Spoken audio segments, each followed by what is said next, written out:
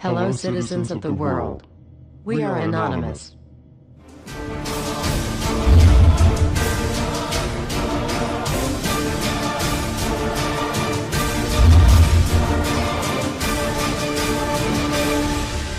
Guess what, world? We are back. Everywhere you look, corruption. We continue to fight pointless wars over lies, and we are killing innocents and letting our children die in wars just to ensure the Federal Reserve can continue their petrodollar scandal.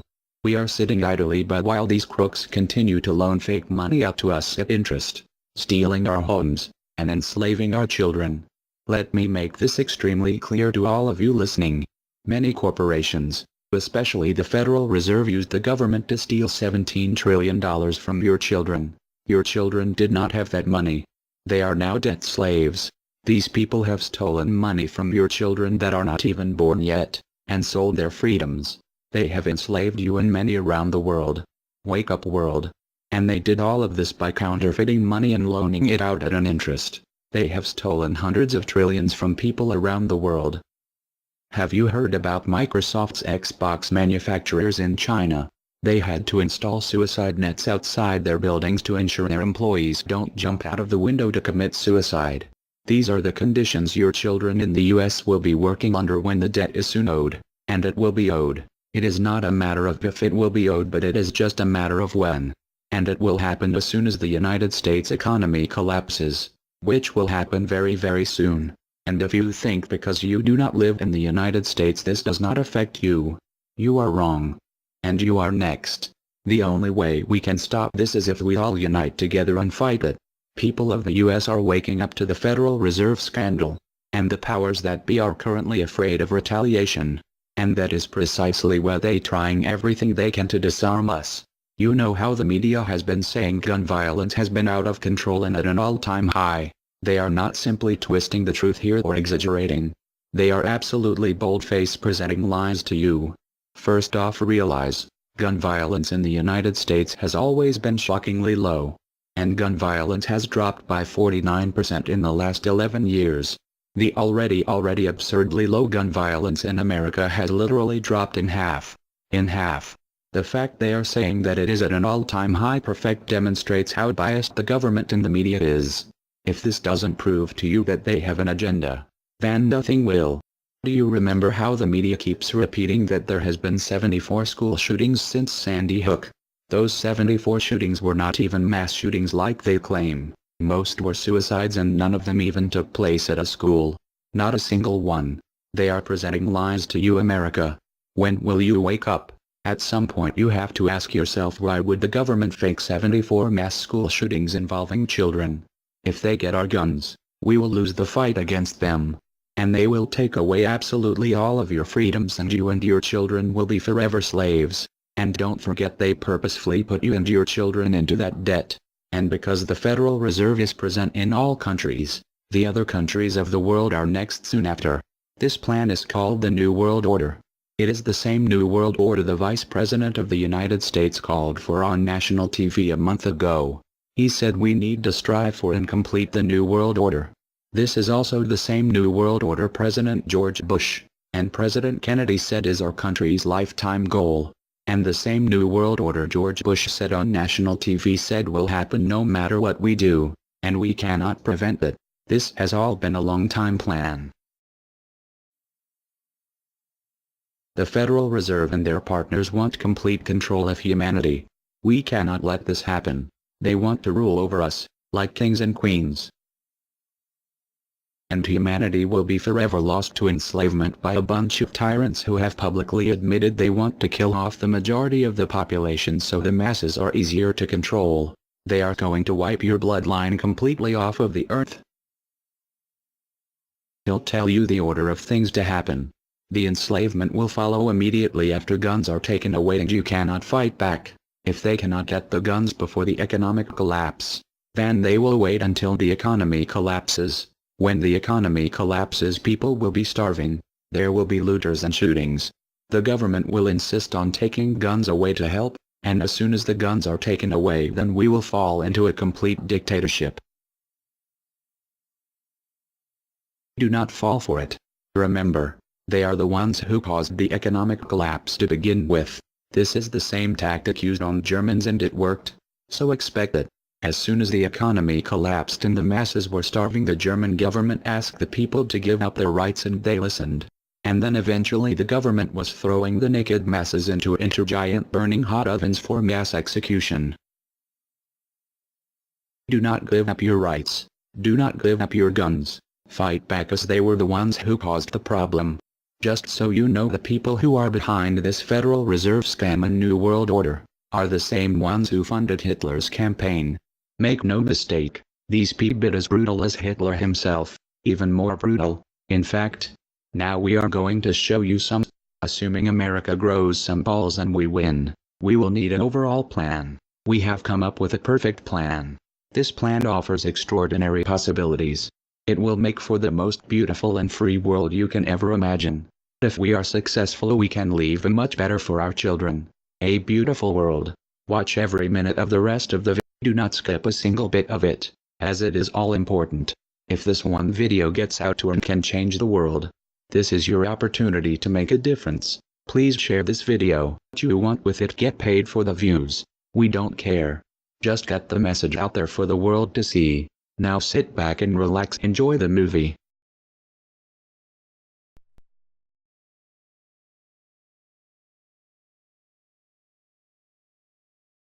To you? Makes perfect sense. Okay. Anybody else want to throw anything out at us?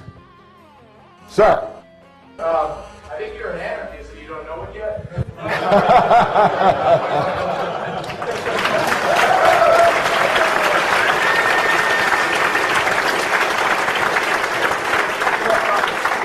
Do you hear me denying anything?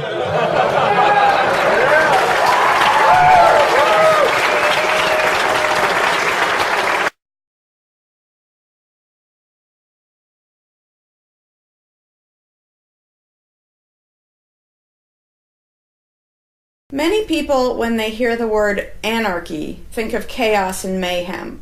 So they assume that an anarchist must be in favor of disorder and violence. That is the complete opposite of the truth. Most objections and complaints about the anarchist or voluntarist philosophy are not actually about the philosophy itself, but result from people misunderstanding what the philosophy is all about. To illustrate a few points, we will use the example of two fictional islands. Authoritania, where there is a ruling class or government, and anarchia, where there is no ruling class of any kind. We will use these islands to examine several common misconceptions about anarchism. Lots of people think anarchy means every man for himself, or survival of the fittest, or the absence of any social cooperation or organization. They think that anarchy means everyone has to be self-sufficient. This comes from the false assumption that some kind of government is necessary for any organization to occur. Whether it's part of a republic, a democracy, a kingdom, or a dictatorship, a ruling class issues orders called laws and punishes anyone who disobeys them. That is not cooperation. That's domination. It's one group forcing its will on another. Authoritarianism can be used to force people into organized patterns, but that does not mean that people are incapable of organizing their activities without being forced. The most productive and useful examples of organization that we see today are anarchistic in nature. No one was forced to build the grocery store you go to. No one was forced to produce or sell anything in it. Everyone involved in the vastly complex operation of growing your food, transporting it, displaying it in the store, and selling it to you, everyone involved participates voluntarily, working in exchange for money. You and all the other store customers choose freely which store to go to and what to spend your money on. This purely voluntary arrangement allows for an amazingly complex degree of organized cooperation without anyone being coerced to participate. In contrast, under government, a very small group of people comes up with an idea and forces everyone else to participate in it and provide for its funding with tax dollars. In the authoritarian version of a supermarket, the ruling class would tell people what to produce and how much, what prices to charge, and they would tell customers what they must buy and what they must pay. Anyone who did not comply with the centralized master plan would be punished in some way. That is how government does things. Which one of these would you prefer? Another common but incorrect assumption is that if there were no ruling class or no government, people would have no way of defending themselves against common criminals or foreign invaders. Again, this is simply not true. The government version of protection is inherently hypocritical. Governments will use their hired law enforcers to find and lock up some of the private thugs and thieves and prevent them from preying on people. But every ruling class gets the money for its operations by way of taxation, demanding money from its subjects and punishing those who don't pay up. Oddly, every ruling class insists that it needs to be able to forcibly control and extort money from people in this way in order to protect them from private criminals who might try to forcibly control and extort them. In contrast, if there is no government, people do not lose their inherent right to defend themselves from violence or to defend what they have from those who would take it. Every person has this right, and they also have the right to organize and cooperate with each other to exercise that right. Organizing for mutual defense does not require any government-granted laws or authority. No one wants to be attacked or defrauded, and everyone wants to feel safe. Whether each person takes this on himself or herself individually, or whether they hire and organize others to do it on their behalf, it can be done on a voluntary basis. Those who insist that government is necessary often claim that if there wasn't a government, then smaller private gangs would spring up to enslave and rob people. Organized crime gangs exist along with government, and most people do not understand the dynamics between them and how government enriches and empowers organized crime while appearing to fight it. Black markets enrich organized crime, and money allows them to buy government protection. There's no reason to think they would do as well in an environment of freedom where they would have fewer ways to make money and would be up against both individual and organized armed citizens. A criminal gang that's recognized as such has far less power than a gang whose aggression is perceived to be legitimate and proper. And that's the gang we call government. When thuggery is called law enforcement, and thievery is called taxation, and self-defense is called crime and terrorism, then even the widespread ownership of firearms can't do much to stop the aggression. Imagine a private gang trying to do the things that government does without the aura of authority, and imagine how a well-armed population would respond to this. The gang would fail quickly and dramatically. Another concern that people have when they first consider the idea of a stateless society is that some people are truly malicious, destructive, and sociopathic. The concern is that these people would be free to do anything they wanted and no one would stop them. But this concern is again based on a basic misunderstanding of human nature. Wherever we have a government ruling class, we still have freelance thieves and thugs who are not deterred by the laws of the politicians. In some instances, they're stopped by force by the police, or they decide not to commit a crime for fear of what the police might do to them. What makes this deterrence work is not the legislation or the official badges, but the simple threat of harm to the sociopath. It really makes no difference whether the threat comes from the police, or another citizen, or even another criminal. A sociopath doesn't care about laws or social rules. He cares about avoiding pain and hardship for himself. This is still true when a government ruling class is not involved at all. If the intended target of a would-be carjacker pulls out a gun, it doesn't make any difference to the carjacker whether that person has a badge or whether there's a law against taking people's cars. Discouraging nasty people from hurting others does not require special authority, only the ability to use defensive force. Ironically, though people hope that government will protect them, having a government, a gang which is believed to have the right to tax and control people, just creates one gang so big and powerful that normal people can't resist it. In short, to create a huge gang and then give it societal permission to control and extort people with the hope that this gang will prevent theft and thuggery is simply a self-contradictory idea, but that's what government always is. Some people might assume that if people organize for mutual protection and defense, then that's what government is. But there's an essential difference. People coming together to do something that everyone has the right to do, such as defend yourself, doesn't require any special authority. It's not government unless one group of people claims the right to do things which others do not have the right to do, such as taxing and controlling innocent people. Organized defense can be very effective without supposing the special right to rule over others.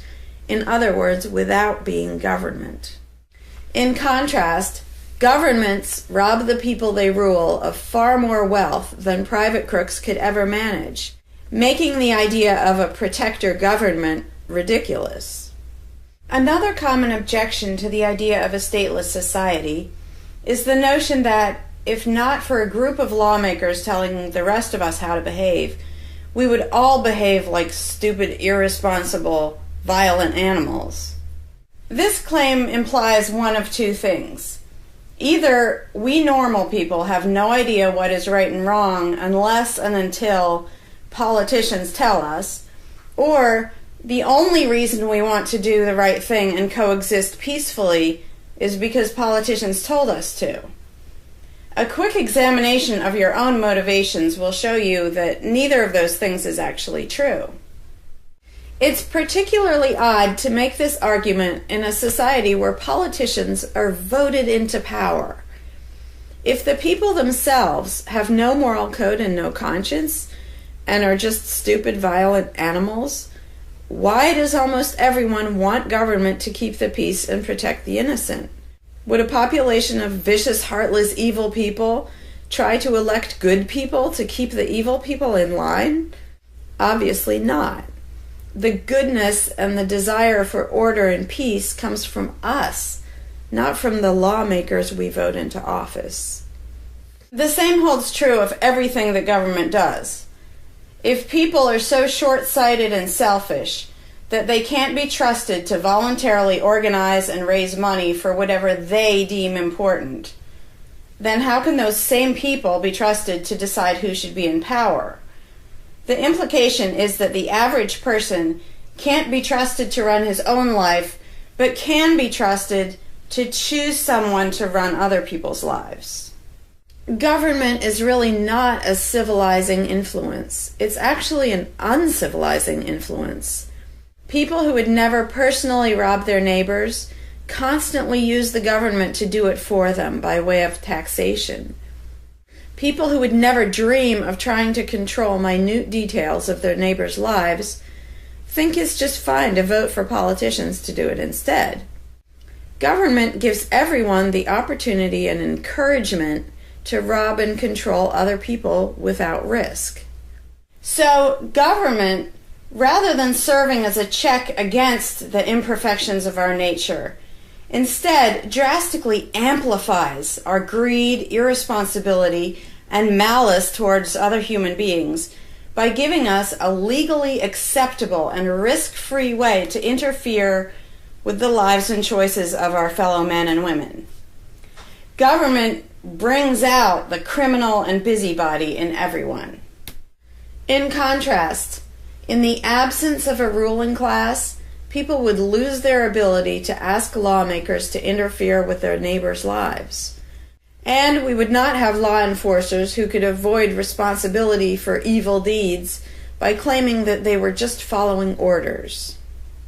Throughout history, far more theft, assault, oppression, and even murder has been committed by those acting on behalf of a supposed authority than by anybody else. Even basically good people, when they believe in government, will condone things or do things which they know would be wrong if they did them on their own. Most people know that theft and assault are bad, but they imagine that controlling their neighbors and forcing them to spend their money on things they don't want is perfectly moral and legitimate when it's done by way of the political process. Wrong becomes right when it's called taxation, legislation, regulation, and war. Anarchists know better. They know that human society will never be perfect, but it would be a whole lot better if evil deeds were committed only by genuinely nasty, sociopathic people, rather than being committed wholesale by basically good people who think that violent aggression is okay when it's called law enforcement. The fundamental principle of voluntarism is very simple.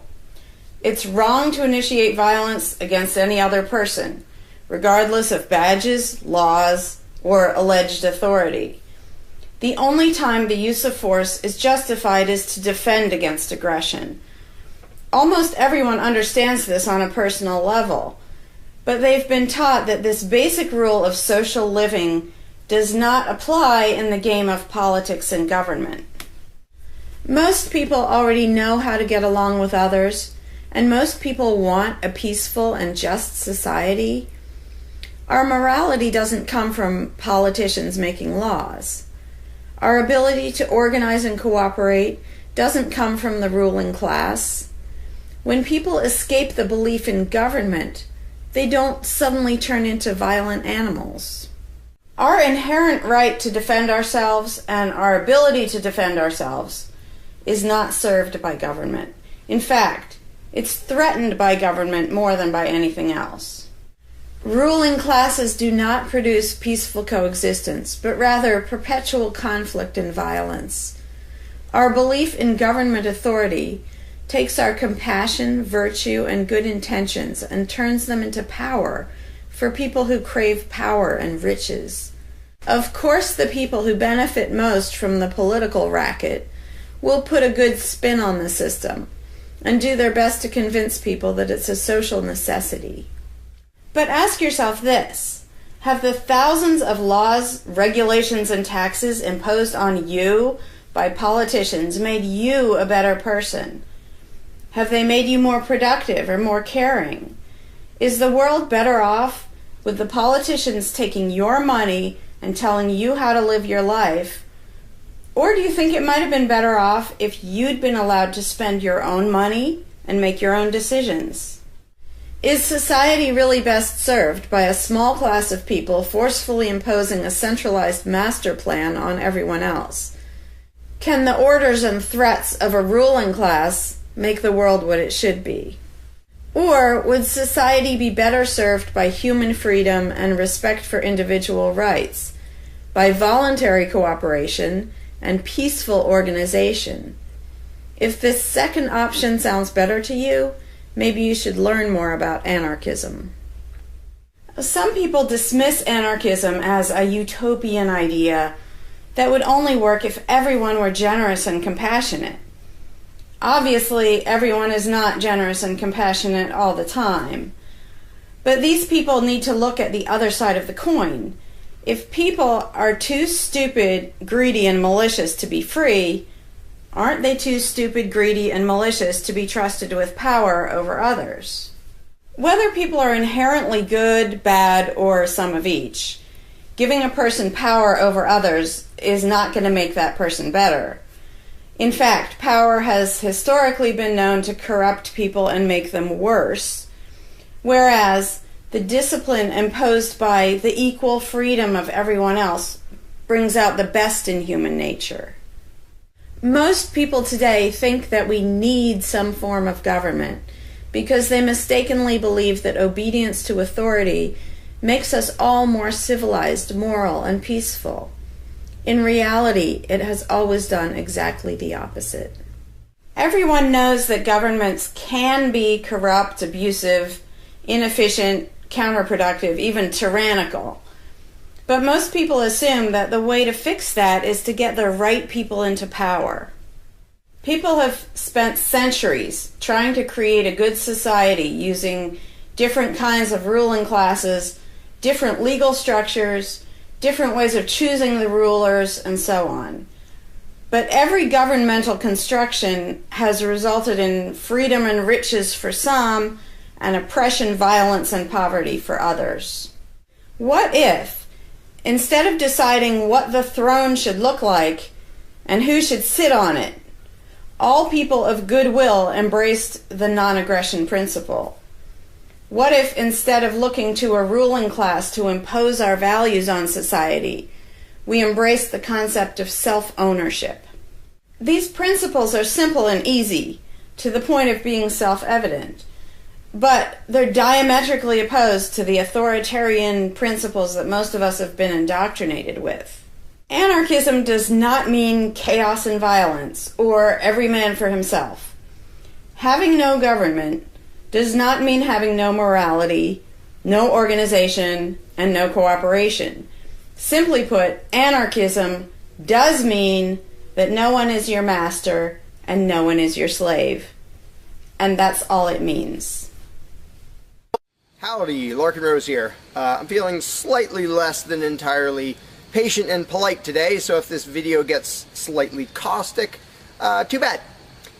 This video is for all the people who are constantly saying, well, if not for government, we couldn't have roads, or we couldn't have police, or nobody would care for the poor, or we wouldn't be protected, whether it's from local thugs or from foreign invaders. We wouldn't have this, we wouldn't have that. So thank goodness we have government and taxes, because we wouldn't have any of those things.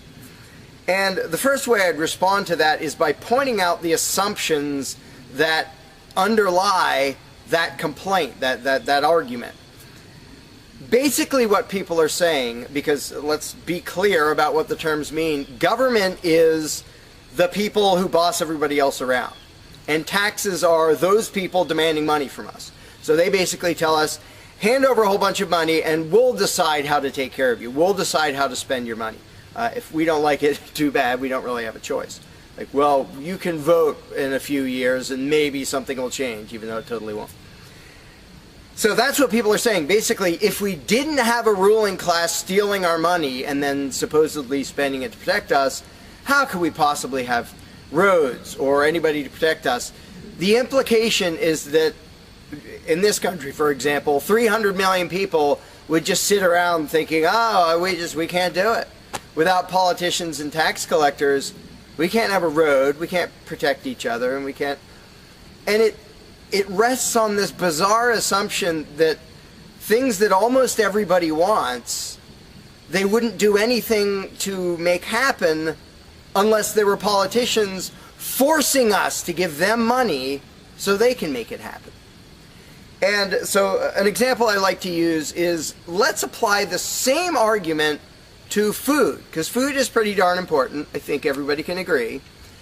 Let's apply the same argument that statists use about the roads or caring for the poor or protection or anything like that. The argument would go like this. Now, in the context of food, listen how idiotic this is.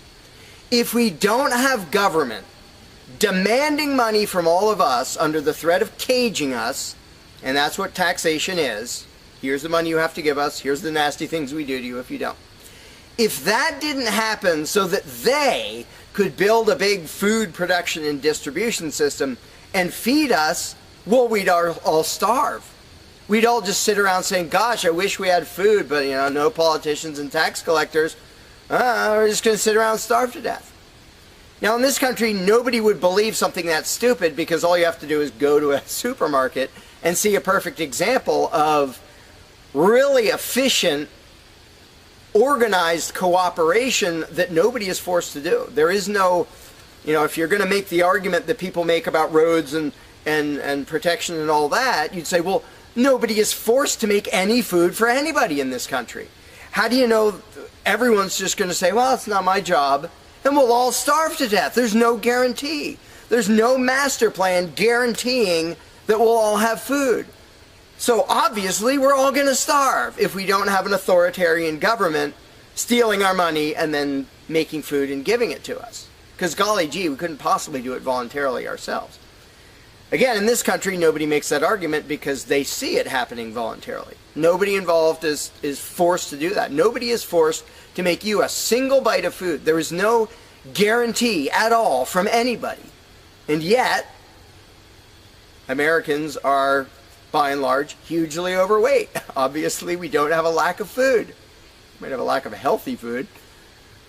But obviously, we see that example, oh, we can handle that. You know, voluntarily, mutual cooperation, that's fine for food, but for some reason, it's not okay, and we can't even fathom the idea of the exact same thing handling roads, or handling protecting us, or other things that almost everybody wants. So there's, in the question, is this bizarre assumption that everybody will sit around really, really, really wanting something, but because there aren't politicians bossing us around and stealing our money, well, how could we possibly do it? And one of the most common things is, who will build the roads? Which is amazingly stupid to me. Just amazingly stupid. I have here in my pocket a little tiny thing. With this little tiny thing, I can be most places in this country and call people all over the world. And I own it myself. I'm not anywhere near rich these days, but I own one. Almost everybody I know has one of these. A little thing that can fit in your pocket, and just on a whim, you can open it and talk to somebody who's on the other side of the planet.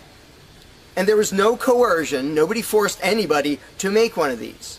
This is the result of voluntary cooperation. And that's it. Free trade. Organization, yeah, good. Cooperation, yeah, good.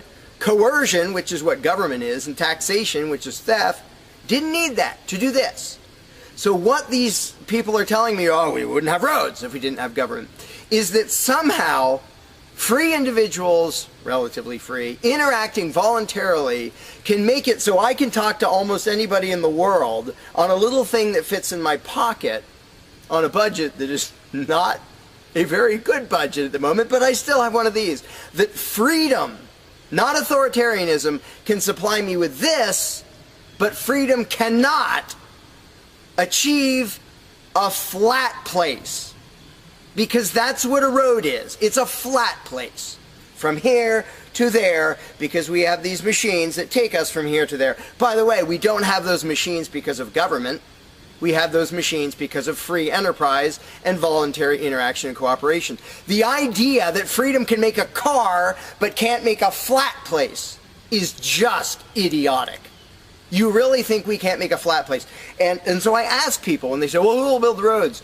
Are you really telling me that you really and truly think that if government fell off the face of the earth, 300 million people in this country, 7 billion if you want to include the whole planet, would sit around in their houses thinking, golly, I wish I could go visit Fred, but I can't because there's not a flat thing for me to him, and I don't know how to do it. And the other 300 million or 7 billion people, we can't possibly do it because there aren't any politicians and tax collectors.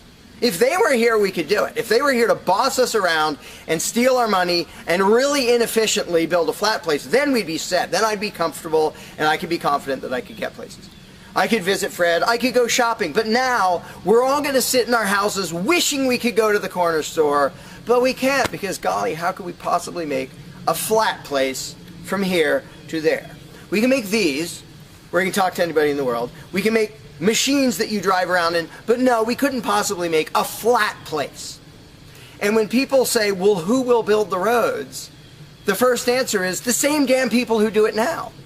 Politicians and tax collectors don't build the friggin' roads. Have you ever seen one out there? No, you haven't. They steal our money, waste most of it, do all their corrupt games, and then they pay other people. Here's an idea. How about if we pay those other people who actually build the stinking road? And the fact that that doesn't occur to people is a great indication of how well indoctrinated people are by the rulers who will perpetually tell us, you can't organize anything, you can't achieve anything, you can't do anything unless we are here to force it on you. And it's, again, there are a zillion examples, whether it's caring for the poor or protection or roads, obviously. where most of the population will say, I'm really concerned that poor people won't be taken care of, which means most of the population wants people in need to be taken care of. And if we didn't have politicians stealing our money, how would it happen? Here's an idea. Take some money out of your pocket and give it to one of the people that you think needs help. Why would you not comprehend that, but you would comprehend some guy 1,000 miles away passing a law to send an armed thug to take your money, to waste 90% of it, and then give a little bit to somebody who may just be defrauding the system or may actually need it? And the amount of indoctrination required to make people even ask these questions of how could we possibly do this without government? What do you think government adds to the equation? It doesn't add any resources. It doesn't create anything.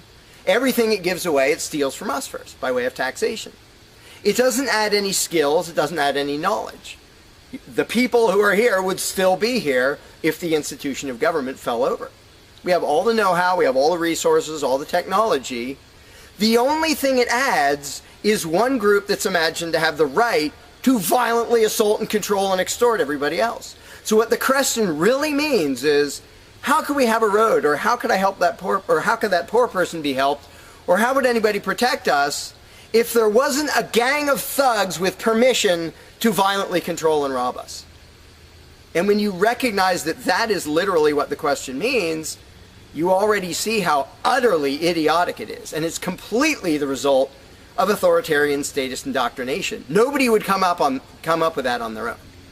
And you obviously don't see that with the example of food or cars or cell phones or anything else. Nobody says, we won't be able to talk to each other unless there's a gang of thugs that's allowed to boss us around and steal our money.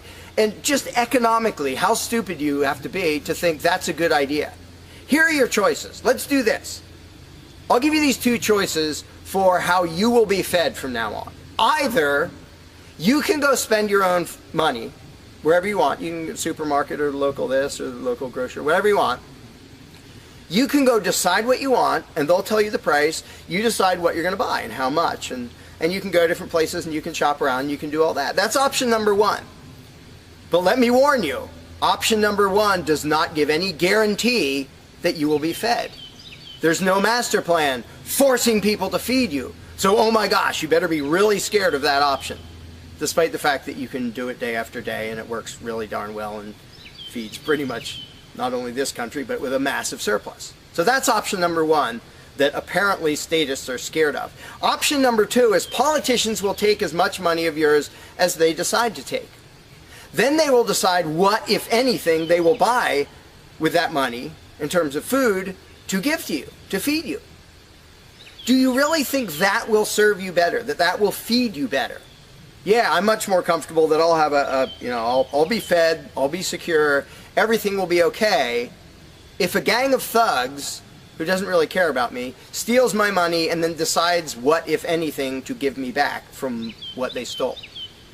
But that is implied in the question, whatever you put in the blank, how are we going to have blank if not for government?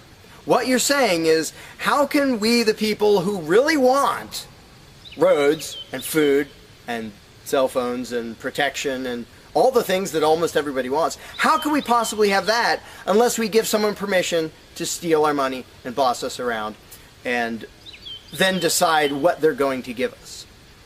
And the same thing applies no matter what you put in the blank. How will we possibly do blank without government? One of the silly ones is caring for the poor. How will we care for the poor? Think of what that means. Like when more than half the country votes for a party to take care of the poor, it's more than half of the country saying, we're really concerned and we want to make sure that the less fortunate are taken care of, but we don't believe that normal people acting in freedom will take care of them. Well, if the people didn't care about the poor, they wouldn't win the election. By definition, if you vote for a welfare state, you're an idiot. Because either people are heartless bastards and you're going to lose, or people are compassionate and giving and you don't need to win. Just give them your stinking money. But people play the game, and that's the Democratic Party lives off of the idiotic notion that you're all so heartless that you should vote for us to steal your money to give to the poor. And half the country falls for it. Yeah, we're all so heartless that we voted you into office for the specific purpose of taking our money to help the less fortunate. That's just freaking brilliant. How about if half the country just gave their stinking money to the less fortunate? And then the less fortunate would all be rich, because it would be 1 trillion times more efficient than the government version of welfare ever is. Also, it would be actual charity instead of mass theft and corruption and fraud and all that fun stuff. But what takes the cake, the ultimately insane thing, whatever you put in that gap, how can we have blank without a parasitic ruling class and a bunch of hired thieves? It's just a stupid question, but it's extra super stupid when what's in the blank is, how will we be protected? Who will protect us from thieves and robbers if we don't have government? It's the most idiotic question. It's also the most frequent question from statists. So here's what the question literally means. If we don't give a certain gang of people permission to violently control us and take our money under threat of putting us in a cage, who will protect us from people who might commit aggression against us and take our money? Wanting government for that is exactly as brilliant as saying, we have to have a carjacker in our town, otherwise somebody might steal our cars. Government is an appointed thief.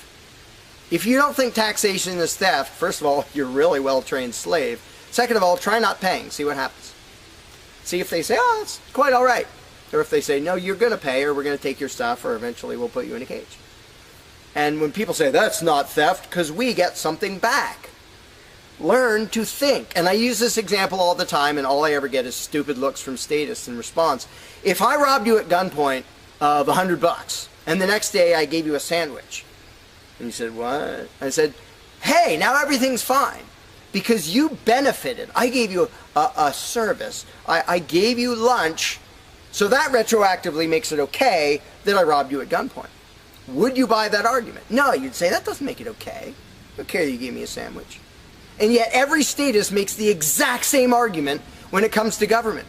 Well, we get some stuff for it after they demand our money under threat of violence and putting us in a cage. Then we get services or goods. And we don't get what we asked for, and we get lots of things we didn't ask for. But we kind of get something, and that retroactively makes it okay for them to say, give us this much of every paycheck you make, or we're sending men with guns to take your property. And the slaves justify their own enslavement. I'm proud to pay my taxes. I'm proud to get robbed by a parasitic ruling class and get a little bit back and feel good about it. Like, not only is that legitimate and justified, but I feel proud that I let myself get robbed by a bunch of crooks and parasites. But again, the ultimate thing is protection. When people say, who will protect us from aggressors and thugs and thieves if we don't have a government? Even though what government is, by its very nature, is a gang of aggressors and thugs and thieves. They issue commands. Every law they pass is a command backed by a threat of violence. You have to do this. You're not allowed to do that. Here are the nasty things we will do to you if you get caught disobeying. I mean, everybody knows that, even though they don't usually say it in terms that blunt and honest and accurate. But to say we need taxes to be protected is as stupid as you can get. It's saying we need theft to avoid theft. And the fact that people are trained to use different words so that this theft sounds okay. It's legalized, it's taxation, and we voted for the people who robbed us. Like, we got to elect our local carjacker, and that means he represents us when he demands our car and points a gun in our face. He's serving us as he steals our car, because he's going to use that car and sell it and make money to make sure nobody else steals our car. That is the essence of government. And the fact that you have hundreds of millions of victims of that scam vehemently defending it and saying, I'm not going to give that up. I don't want to give up government.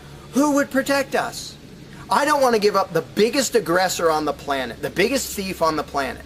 Look at your tax bill and see how much private crooks steal from you. So before you ask that question, before you ask, how could we possibly have roads or protection or water or air or Christmas or Santa Claus or any of the zillion things that statists imagine we can't possibly have without a ruling class, think about what the question actually means. Because when you get to the point where you understand the implications of your own question, asking how can we possibly have this without a parasitic gang of thugs robbing us, when you actually understand what you're really asking, you won't ask the question because you will realize it's completely freaking idiotic.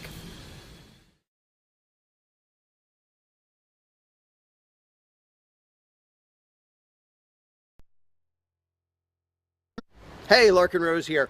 One of the first things that people are concerned about when they start thinking about a society without a ruling class is, well, what happens to the nasty people?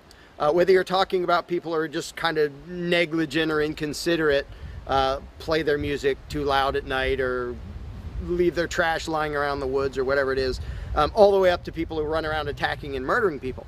So people say, well, what would happen to them? What would we do about that? Some people even go so far as to say, if not for government, there would be nothing to stop people from committing murder and doing whatever other nasty stuff. And it's funny because when somebody says that, there would be no consequences, they could do whatever they wanted and nobody would stop them, the person saying that is implying that he isn't going to do anything. If there's someone running around attacking and murdering innocent people, the guy who said nothing will happen to them, obviously he's not going to do anything or something would happen to them. But not only is he demonstrating his own cowardice when he said there would be nothing to stop murderers, he's also projecting his own immaturity and irresponsibility onto the rest of the world, because he's also saying the other 7 billion people wouldn't do anything about it, which obviously isn't true. I would, wouldn't you? If somebody was running around murdering your neighbors, would you just go, well, there aren't politicians and there's nobody with a badge and we don't have tax collectors and bureaucrats, so oh well, I guess they're just out of luck, they're going to get murdered. And would you not even protect yourself if there wasn't government? Obviously, lots and lots of people, all the sane people, would do whatever they could to protect themselves and defend the innocent. So to say nothing would happen is just really bizarre. And it comes from having a mentality basically of a little kid in a classroom, where the teacher walks out of the room and the kids are just sitting there. We don't know what to do. No authorities telling us what to do. And Johnny's throwing things at me. And there's no teacher to stop him. Ah! Because most people, having been trained into authoritarian mentality, it never occurs to them that they are the ones who should fix anything, who should stop anything.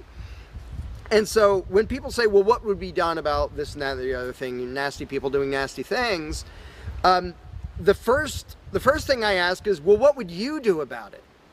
Because people are so into the mentality that there has to be some master plan and some authority who writes down the law of here is what will be done with those people, that people don't think in terms of, well, what would I do about it?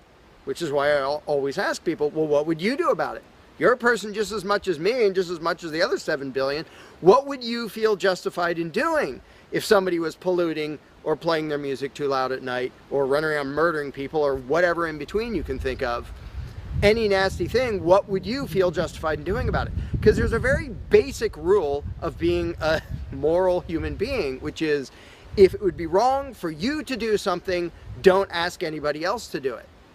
And the rule is so simple, so self-evident and obvious that most people will go, well, duh, of course. Trouble is, nobody in the world who believes in government abides by that rule. Nobody. I don't care if you're a constitutionalist, Democrat, Republican, fascist, communist, anything, any kind of statist. There is nobody who believes in government who abides by the most basic rule of morality, which is if it's wrong for you to do something, don't ask somebody else to do it. Because every single candidate, every party, every government always does things that the voters know they themselves have no right to do. And to say something like, well, I'm voting for the guy who's going to tax you less. Well, do you have the right to rob me a little bit less than the other guy? No, you don't. So telling me that, well, somebody was going to rob you more, but I voted for the guy to rob you a little bit less, you are still violating the basic rule of being a human being. If it's wrong for you, don't ask somebody else to do it. Well, that's kind of the second basic rule, the first one being the non-aggression principle. And they actually go together quite well. But when people are in the mindset that there's going to be some major centralized plan to deal with whatever, polluters or people who play their music too loud or murderers or whatever else, they have to get out of that mindset. They have to start to think that maybe they are among the people who have to do something about it. So instead of saying, what will be done about such and such, well, what will you do about it? What should I do about it? And this doesn't magically make all the problems go away, but the actual practical challenge of dealing with most disputes is trivial compared to the challenge of getting people to think like responsible adults, where they start to think, well, maybe it's up to me. And a while back I did little events called Escaping the Myth, and one of the little mental exercises I did with these little groups of people is, imagine we're on an island and we're it. There's no government, there's no authority, there's nobody with a badge, and one of us is running around stealing stuff from other people. He's not killing anybody, but he's stealing stuff. What are we going to do about it? We normal people. There's not a legislature, there's not 911 to call, there's nobody with a badge, it's just people. And so with that specific example, I would ask people, so what do we do? And just off the top of their heads, everybody comes up with solutions that are way better than what government ever does. First of all, every government solution is, all right, step one, I get to rob everybody. That's the government solution. Well, we're going to tax everybody so we have the resources to stop that other robber. Well, in the island scenario, nobody is stupid enough or insane enough to start with that, to say, well, let's see, so somebody's stealing our stuff. Okay, first, I get to rob all of you so that I have the resources to protect you from him. Nobody is that insane. Everybody is insane enough to believe that who believes in government. And I did for many years. I was stupid enough to actually think that it was rational and moral to advocate mass extortion in order to protect people. And that's just stupid. So I just believed something insanely stupid for a very long time. Most of the world still believes that. But in a setting where people are put on the spot and they're responsible for what happens, they don't do that. They don't say, well, I get to boss everybody around and take their money. Nobody does that. So to me, the challenge is not even coming up with specific solutions to every imaginable dispute or problem, which I don't pretend to know how everything's going to turn out. And I don't intend to be emperor of anarchy. I'm not going to be in charge of the world. But getting people to the mindset where it's up to them, where there's just people, we're it.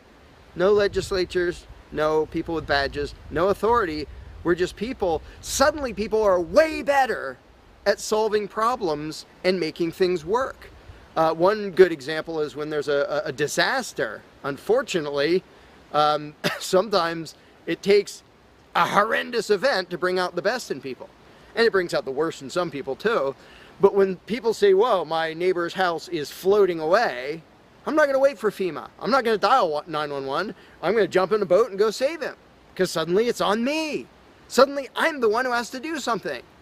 And when it occurs to people that they're the ones who have to do something, and unfortunately, usually that only happens in a complete disaster area, when it occurs to people and they suddenly take on the responsibility and start to think like adults, their solutions are generally a lot better than any government solutions and ever are.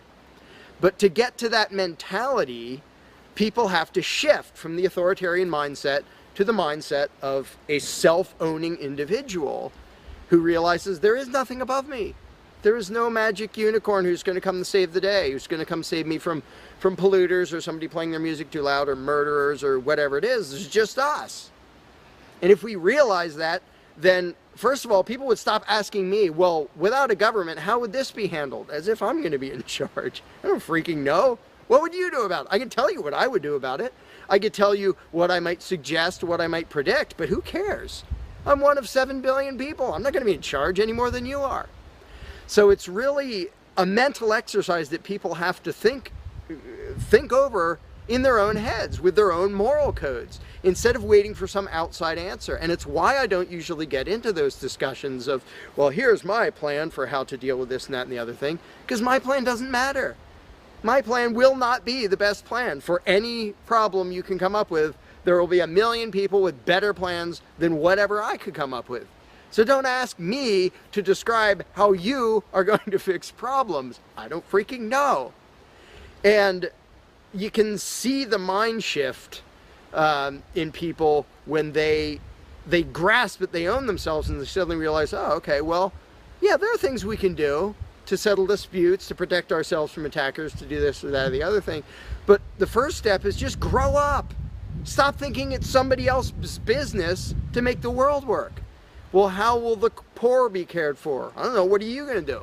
Well, how will we be protected from this? I don't know. What are you going to do about it? And it is inconvenient. It's inconvenient to be a free person where you can't just be a kid in a classroom whining to the teacher to save the day and fix everything and make everything work, where you actually have to be a responsible adult. And that's one of the main reasons why people like the belief in authority, because then they can live with the lie that all they have to do is obey and do as they're told and everything will be okay. First of all, no, it won't be okay. Second of all, you're not even being a human being. You just threw your free will out the window and became somebody's slave in the hopes that that would help humanity. It doesn't help humanity for you to be a slave. It doesn't help humanity for everybody else to be a slave. It does help humanity for you to start thinking as an adult, responsible human being who owns himself and who accepts that it is your responsibility to figure out how to make the world work.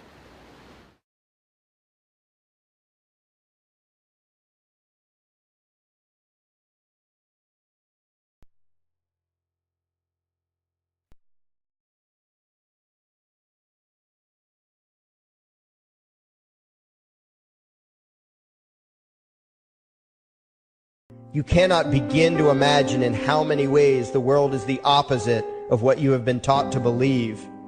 You see the guy who sells drugs to willing customers so he can feed his family as the scum of the earth, while you see the hypocrite who gives away stolen money in the name of government as a saint. You see the guy who tries to avoid being robbed by the federal thugs as a crook and a tax cheat, but see as virtuous the politician who gives away the same stolen loot to people to whom it does not belong. You see the cop as a good guy when he drags a man away from his friends and family and throws him in prison for 10 years for smoking a leaf. And you see anyone who defends himself from such barbaric fascism as the lowest form of life, a cop killer. In reality, most drug dealers are more virtuous than any government social worker, and prostitutes have far less to be ashamed of than political whores, because they trade only with what is rightfully theirs, and only with those who want to trade with them. The upstanding, church-going, law-abiding, tax-paying citizen who votes Democrat or Republican is far more despicable and a bigger threat to humanity than the most promiscuous, lazy, drug-snorting hippie. Why? Because the hippie is willing to let others be free, and the voter is not. The damage done to society by bad habits and loose morality is nothing compared to the damage done to society by the self-righteous violence committed in the name of the state. You imagine yourselves to be charitable and tolerant when you are nothing of the sort. Even the Nazis had table manners and proper etiquette when they weren't killing people. You think you're good people because you say please and thank you? You think sitting in that big building on Sunday makes you noble and righteous? The difference between you and a common thief is that the thief has the honesty to commit the crime himself, while you whine for government to do your stealing for you. The difference between you and the street thug is that the thug is open about the violence he commits, while you let others forcibly control your neighbors on your behalf. You advocate theft, harassment, assault, and even murder, but accept no responsibility for doing so. You old folks want the government to steal from your kids so you can get your monthly check. You parents want all your neighbors to be robbed to pay for your kids' schooling. You all vote for whichever crook promises to steal money from other people to pay for what you want. You demand that those people who engage in behaviors you don't approve of be dragged off and locked up, but feel no guilt for the countless lives your whims have destroyed. You even call the government thugs your representatives, and yet you never take responsibility for the evil they commit. You proudly support the troops as they kill whomever the liars in D.C. tell them to kill, and you feel good about it. You call yourselves Christians or Jews or claim to follow some other religion, but the truth is what you call your religion is empty window dressing. What you truly worship, the God you really bow to, what you really believe in is the state. Thou shalt not steal, thou shalt not murder, unless you can do it by way of government. Then it's just fine, isn't it? If you call it taxation and war, it stops being a sin, right? After all, it was only your God that said you shouldn't steal and murder, but the state said it was okay. It's pretty obvious which one outranks the other in your minds. Despite all the churches, synagogues, and mosques we see around us, this nation has one God and only one God, and that God is called government. Jesus taught nonviolence and told you to love your neighbor, but the state encourages you to vote for people who will use the violence of government to butt into every aspect of everyone else's life. Which do you believe? To those about to stone a woman who had committed adultery, Jesus said, "Let him who is without sin cast the first stone." But the state says it's perfectly fine to lock someone up if they do something you find distasteful, such as prostitution. Which do you believe? The Christian God says, "Thou shalt not covet," but coveting is the lifeblood of the beast that is the state. You are taught to resent, despise, and hate anyone who has anything you don't have. You clamor for the state to tear other people down, steal their property, and give it to you. And you call that fairness. The Bible calls it coveting and stealing. You are not Christians. You are not Jews. You are not Muslims. And you certainly aren't atheists. You all have the same God, and its name is government. You're all members of the most evil, insane, destructive cult in history. If there ever was a devil, the state is it, and you worship it with all your heart and soul. You pray to it to solve every problem, to satisfy all your needs, to smite your enemies, and to shower its blessings upon you. You worship what Nietzsche called the coldest of all cold monsters, and you hate those of us who don't. To you, the greatest sin is disobeying your God, breaking the law, you call it, as if anyone could possibly have any moral obligation to obey the arbitrary commands and demands of the corrupt, lying, delusional megalomaniacs who infest this despicable town. Even your ministers, priests, and rabbis, more often than not, are traitors to their own religions, teaching that the commands of human authority should supersede adherence to the laws of the gods they say they believe in. Several years ago, I heard one pompous evangelical jackass in particular pontificating on the radio that anyone who disobeys the civil authority, be it a king or any other government, is engaging in rebellion against God. Those were the exact words he used. What if the government is doing something wrong? Well, this salesman for Satan opined, that is the business of those in government, and you are still obligated to obey. Everywhere you turn, be it the state or the church, the media or the schools, you are taught one thing above all else, the virtue of subjugating yourselves to mortals who claim to have the right to rule you. It is sickening the reverence with which you speak of the liars and thieves whose feet are so firmly planted on your necks. You call the congressmen and the judges honorable, and you swoon at the magnificence of the grandiose halls they inhabit, the temples they built to celebrate the domination of mankind. You feel pride at being able to say you once shook a senator's hand or saw the president in person. Ah, yes, the grand deity himself, His Royal Highness, the President of the United States of America. You speak the title as if you're referring to God Almighty. The vocabulary has changed a bit, but your mindset is no different from that of the groveling peasants of old, who bowed low, faces in the dirt, with a feeling of unworthiness and humility when in the presence of whatever narcissist had declared himself to be their rightful lord and master. The truth of the matter, back then and today, is that these parasites who call themselves leaders are not superior beings. They are not great men and women. They are not honorable. They're not even average. The people who earn an honest living, from sophisticated millionaire entrepreneurs to illiterate day laborers doing the most menial tasks you can imagine, those people deserve your respect. Those people you should treat with courtesy and civility. But the frauds who claim the right to rule you and demand your subservience and obedience, they deserve only your scorn and contempt. Those who seek so-called high office are the lowest of the low. They may dress better, have larger vocabularies, and do a better job of planning out and executing their schemes, but they are no better than pickpockets, muggers, and carjackers. In fact, they are worse, because they don't want to rob you of just your possessions. They want to rob you of your very humanity, deprive you of your free will, by slowly leeching away your ability to think, to judge, to act, reducing you to slaves in both body and mind.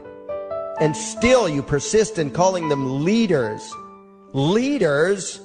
Where is it that you think you're going exactly that would require you to have a leader? If you just live your own life and mind your own damn business, exercising your own talents, pursuing your own dreams, striving to be what you believe you should be, what possible use would you have for a leader? Do you ever actually think about the words that you hear, the words that you repeat? You parrot oxymoronic terms such as the leader of the free world, even pretending for a moment that there is some huge journey or some giant battle that everyone in the entire nation is undertaking together that would require a leader. Why would you ever think, even for a moment, that the crooks that infest this town are the sort of people you should listen to or emulate or follow anywhere? Somewhere inside your mostly dormant brains, you know full well that politicians are all corrupt liars and thieves, opportunistic con men, exploiters, and fearmongers. You know all this, and yet you still speak as if you are the ones who are the stupid, vicious animals, while the politicians are the great, wise role models, teachers, and leaders without whom civilization could not exist. You think these crooks are the ones who make civilization possible? What belief could be more absurd? Yet when they do their pseudo-religious rituals, deciding how to control you this week, you still call it law, and continue to treat their arbitrary demands as if they were moral decrees from the gods that no decent person would ever consider disobeying. You have become so thoroughly indoctrinated into the cult of state worship that you are truly shocked when the occasional sane person states the bleeding obvious. The mere fact that the political crooks wrote something down and declared their threats to be law does not mean that any human being anywhere has the slightest moral obligation to obey. Every moment of every day, in every location and every situation, you have a moral obligation to do what you deem to be right, not what some delusional bloated windbag says is legal. And that requires you to first determine right and wrong for yourself, a responsibility you spend much time and effort trying to dodge. You proclaim how proud you are to be law-abiding citizens and express your utter contempt for anyone who considers himself above your so-called laws, laws that are nothing more than the selfish whims of tyrants and thieves. The word crime once meant an act harmful to another person. Now it means disobedience to any one of the myriad of arbitrary commands coming from a parasitical criminal class. To you, the term crime is nearly synonymous with the word sin, implying that the ones whose commands are being disobeyed must be something akin to gods, when in truth they are more akin to leeches. The very phrase, taking the law into your own hands, perfectly expresses what a sacrilege it is in your eyes for a mere human being to take upon himself the responsibility to judge right from wrong and to act accordingly, instead of doing what you do, unthinkingly obeying whatever capricious commands this cesspool of maggots spews forth. You glorify this criminal class as lawmakers and believe that no one is lower than a lawbreaker, someone who would dare disobey the politicians. Likewise, you speak with pious reverence of law enforcers, those who forcibly impose the politicians' every whim upon the rest of us. When the state uses violence, you imagine it to be inherently righteous and just, and if anyone resists, they are, in your eyes, contemptible lowlifes, lawless terrorist criminals. Like the lawless terrorist criminals who helped slaves escape the plantations. Like the lawless terrorist criminals who helped Jews escape the killing machine of the Third Reich. Like the lawless terrorist criminals who were crushed to death under the tanks of the Red Chinese government in Tiananmen Square. Like all the lawless terrorist criminals in history who had the courage to disobey the never-ending stream of tyrants and oppressors who have called their violence authority and law. And that includes the lawless terrorist criminals who founded this country. Everything you think you know is upside down, backwards, and inside out.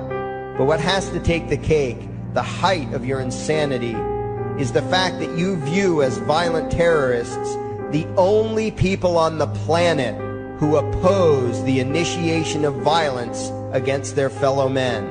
Anarchists, voluntarists, and libertarians. We use violence only to defend ourselves against someone who initiates violence against us. We use it for nothing else. Meanwhile, your belief system is completely schizophrenic and self-contradictory. On the one hand, you teach the young slaves that violence is never the answer. Yet out of the other side of your mouths, you advocate that everyone and everything, everywhere and at all times be controlled, monitored, taxed, and regulated through the force of government. In short, you are teaching your children that the masters may use violence whenever they please, but the slave should never resist. You indoctrinate your children into a life of unthinking, helpless subservience. You are putting the chains around their little necks and fastening the locks tight. And worst of all, you feel good about it. Out of one side of your mouths, you condemn the evils of fascism and socialism and lament the injustices of the regimes of Hitler, Stalin, and Mao. While out of the other side of your mouths, you preach exactly what they did. The worship of the collective, the subjugation of every individual to that evil insanity that wears the deceptive label, the common good. You babble on and on about diversity and open-mindedness, and then beg your masters to regulate and control every aspect of everyone's lives, creating a giant herd of unthinking conformist drones.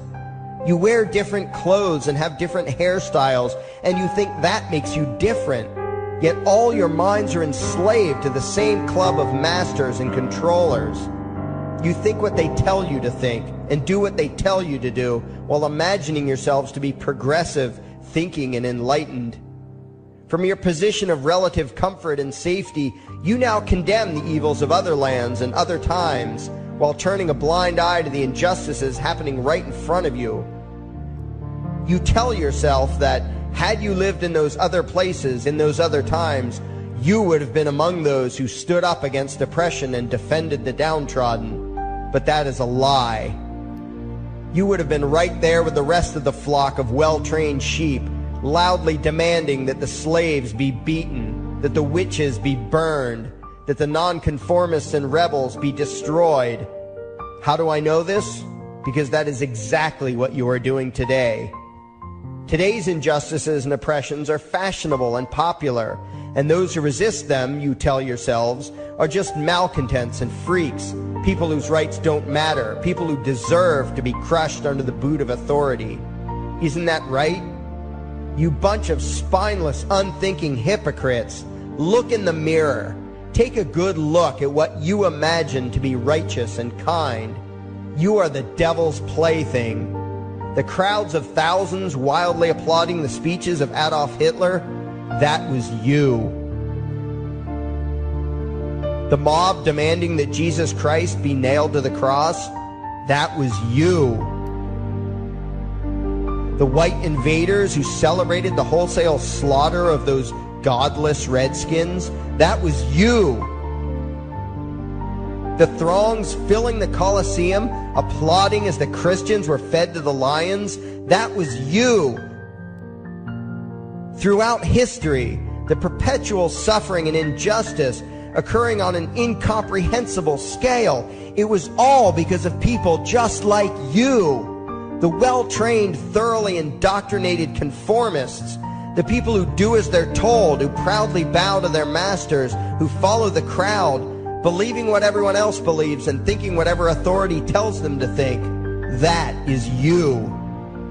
And your ignorance is not because the truth is not available to you. There have been radicals preaching it for thousands of years.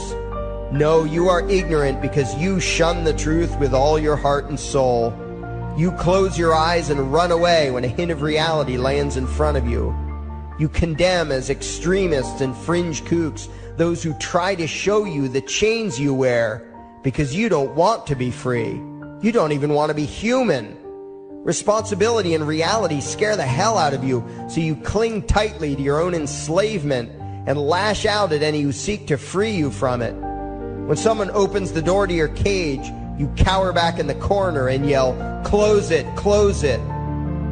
Well, some of us are finished with trying to save you. We've wasted enough effort trying to convince you that you should be free. All you ever do is spout back what your masters have taught you, that being free only leads to chaos and destruction, while being obedient and subservient leads to peace and prosperity. There are none so blind as those who will not see. And you nation of sheep, would rather die than see the truth.